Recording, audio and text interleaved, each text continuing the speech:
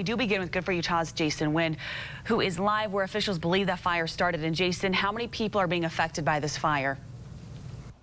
Well, the last numbers that we got was that 39 people have checked in with the Utah Red Cross after fire officials said that arson fire began right here. You can still see some of the crime scene tape right here that the sheriff's office laid down. Now, Chief Bucky Whitehouse with the Tooele City Fire Department said this was a catastrophe. The Provo Fire Department believes that it was wind that caused this massive tree to fall right on top of a family of 6, injuring 2 little boys. Police believe the Salt Lake Valley was the final destination for over 23 pounds of meth and 6 pounds of heroin. UHP says that the most important thing that drivers can do is move over when they see an accident or anyone on the side of the road. No one has flown more than Chief Warrant Officer Ken Jones in an Apache helicopter in the world. Public health is key. Now, Joe's joining me right now to make sure I get this science experiment done right. Now, this is a purple indicator. We're going to add it to some of the water right over here. Now, when we add the purple indicator and we turn this little valve here, the water should turn blue. Now, when it turns blue, that shows how much calcium is actually in the water line. Hundreds of first-timers like these new skiers flock to area mountains here in Utah, all to break 2 records with the Guinness Book of World Records. It begins with the picture and ends in a world of difference. This is Dr. Scott Thompson's 15th international trip. Hello. This time, Dr. Thompson left his home in Davis County, traveling more than 8,000 miles to Vietnam. Length of fossa triangularis. There are certainly more prevalent, congenital deformities in countries with large populations that maybe have a lot of poor people. He comes to Hanoi, Vietnam to work at the National Ear, Neck, and Throat Hospital. Hundreds are already waiting. I can see that the American doctor is very good and very nice. To help you? Yes, me and many people in Vietnam. Dr. Thompson travels with his team, Ginger Matkin and Tyler Yates. They perform what is called a microtia surgery on children and young adults, reconstructing the entire ear. They might just be born with the earlobe or just a little bit of cartilage, and so they're missing all of this other part of the ear. And so it's a surgery where we take cartilage from the chest and we fashion it and shape it and carve it and stitch it until it looks close to a real ear. And then we put it under the skin. The 3 are working with the Help Us Give Smiles Foundation, or HUGS for short. The foundation is full of doctors, nurses, anesthesiologists, and aides who volunteer their time performing this difficult surgery. It can take 5 to 7 hours to complete just one. This week's goal is 50 cases. I am amazed at these kids when they wake up, these are young kids, how brave they are and how stoic they are in dealing with their pain.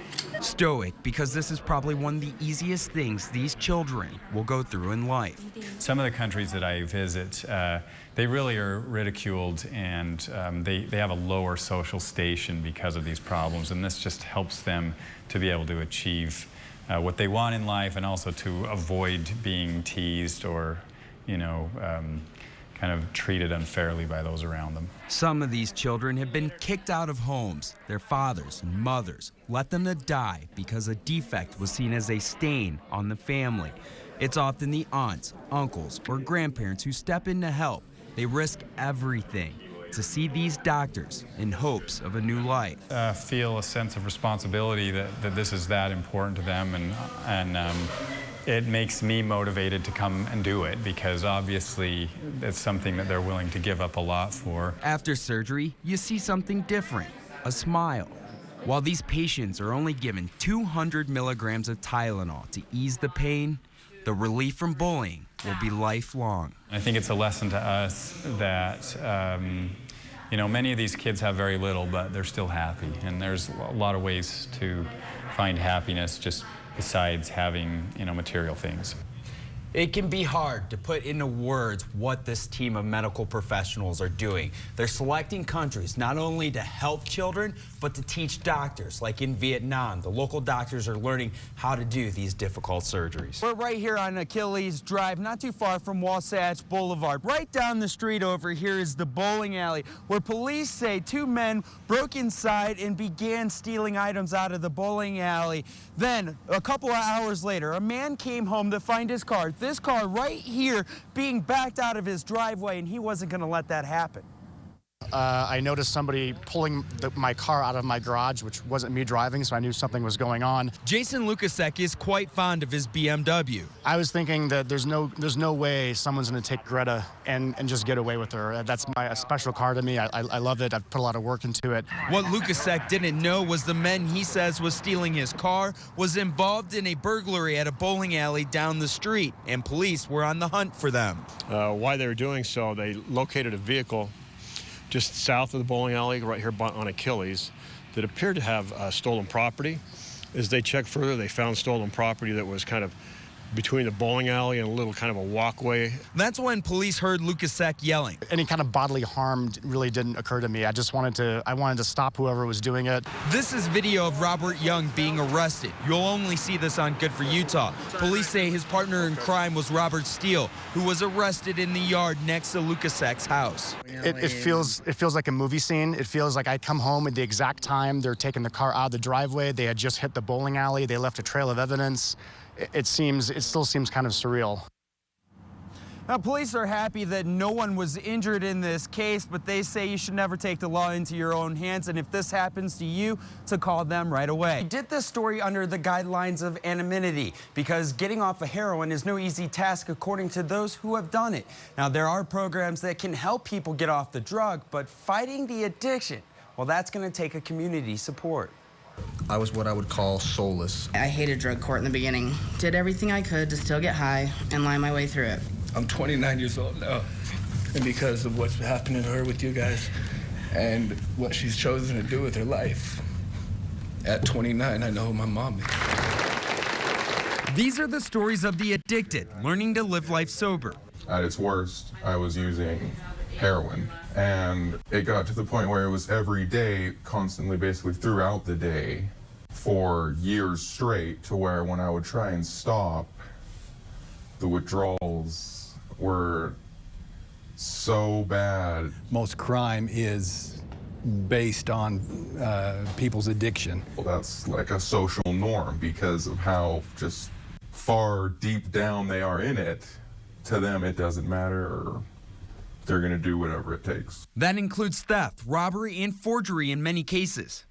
I didn't steal anything to use, you know, for myself. I stole things that I thought my dealer would like, or something that I could get a quick buck for, so that I could get well that day.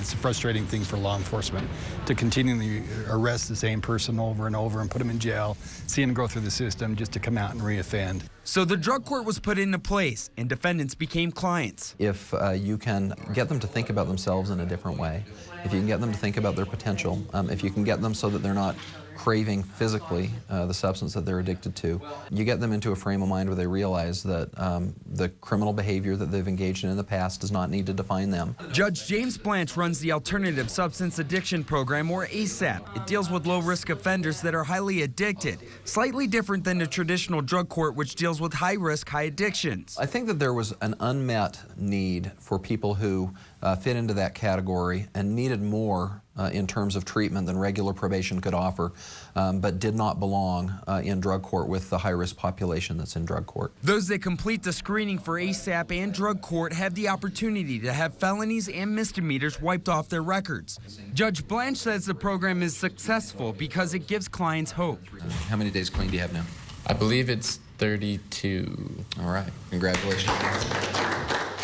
While also giving tough love. It really gives you hope and confidence that people can come out on the other side of their involvement in the criminal justice system with the ability to do something significant and important in the future. When I really felt that I had their honest support and really felt like they believed in me, that's when I start really believing in myself. Allowing Tracy Ricketts to kick a 16-year addiction to heroin.